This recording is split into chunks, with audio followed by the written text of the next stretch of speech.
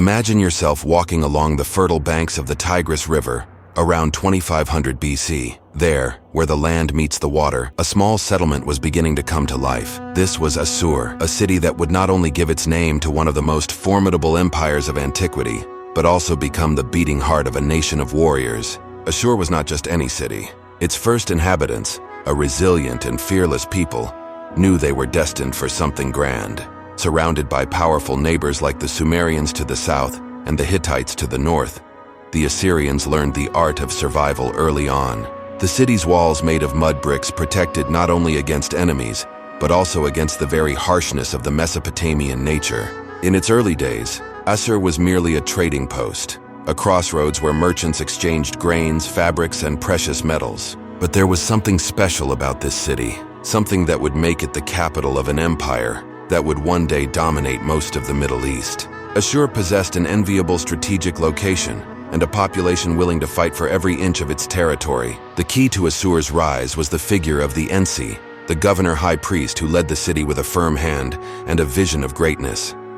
Through their faith in their gods, especially in Assur, the national god who shared the city's name, the inhabitants found the courage to face adversities. This spiritual bond with the divine guided their actions and strengthened their determination. The city prospered, and with prosperity came ambition. Assur began to expand, absorbing neighboring villages and establishing trading colonies.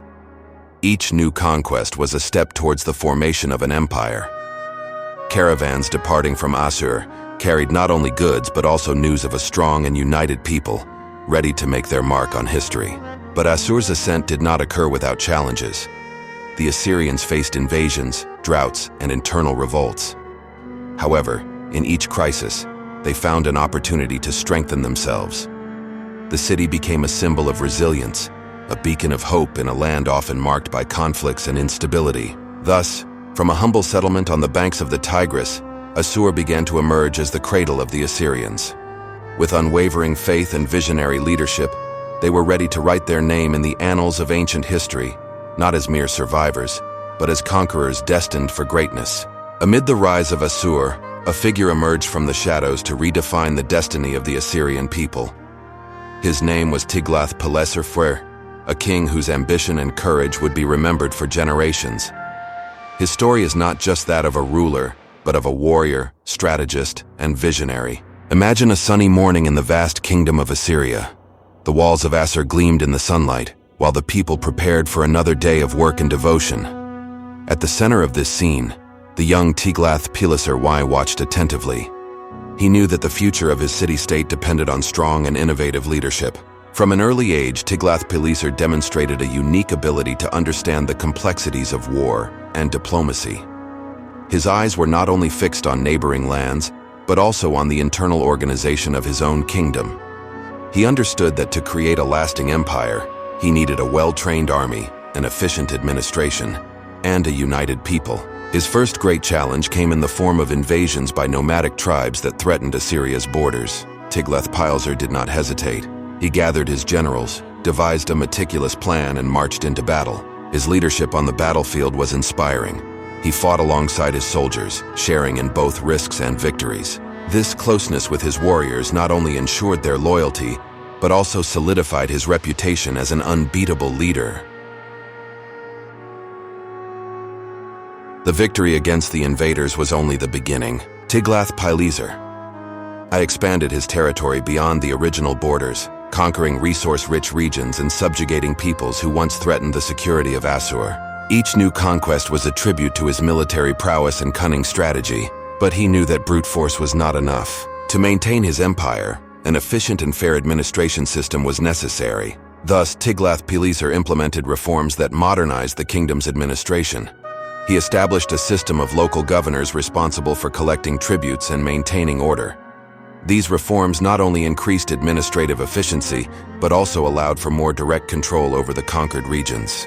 However, Tiglath-Pileser was not just a warrior and administrator. He was also a patron of the arts and culture. Under his reign, Assur flourished as a center of culture and knowledge.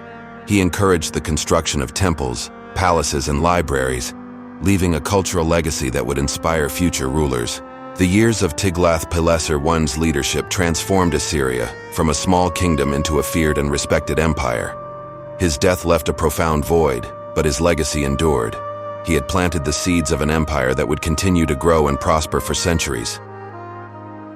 In the beating heart of Assyria, where the walls of Nineveh and Assur gleamed in the sun, a silent revolution was underway. The rise of the Assyrian Empire was not only the work of its warrior kings, but also of a series of military innovations that would forever change the art of war. The strength of Assyria lay not just in its brutality, but in its strategic ingenuity.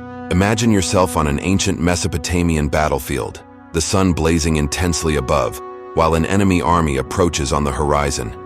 Suddenly, a formation of Assyrian soldiers appears, moving with precision and discipline that would terrify any adversary. These warriors were not mere combatants. They were part of a meticulously planned war machine.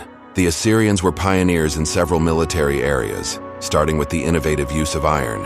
While their adversaries still relied on bronze weapons, Assyrian blacksmiths had mastered the art of forging swords, spears, and iron armor, which were much more durable and lethal. This material superiority gave them a decisive advantage in combat, allowing their troops to easily crush enemy lines. But the strength of the Assyrian army was not only in their weapons, but also in their organization. The Assyrians were among the first to introduce a permanent and professional army. Unlike the seasonal armies of their neighbors, which disbanded after the harvest, Assyrian soldiers trained and fought all year round. This level of professionalism meant they were always ready for battle, always one step ahead of their enemies. Logistics, often overlooked by other armies of the time, was an Assyrian obsession. Assyrian commanders developed an effective communication system, using horse-mounted messengers and networks of roads to maintain contact between different parts of the empire. This allowed for the rapid and coordinated mobilization of troops, essential for an empire that spanned thousands of kilometers. One of the most impressive innovations was the creation of military engineering units. These engineers were masters at building siege machines, bridges, and roads in record time. In a siege, Assyrian engineers could construct ramps and siege towers to overcome enemy defenses, while catapults and battering rams destroyed walls once considered impregnable. No fortress was safe from Assyrian ingenuity.